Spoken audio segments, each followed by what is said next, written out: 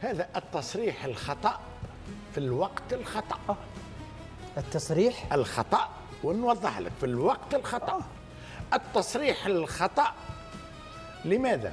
لأنه يا رقراقي احنا لعبنا زوج جولات، المشوار مازال طويل. إذا كان من اليوم أنت ما تنجمش تمسك نفسك من الضغوطات، كيف يمكن أن تسيطر على اللاعبين؟ إذا كان من اليوم تسمع في الإعلام ووسائل التواصل الاجتماعي والناس تنقد رئيسة، تنقد اليوم وغدا وبعد غد. إذن التصريح الخطأ ما حقكش دخلت في هذه اللعبة.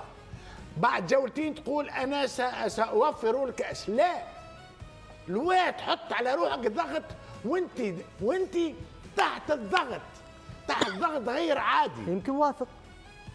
الثقة خليها عندك وعديها للاعبين، تعديهاش للجماهير.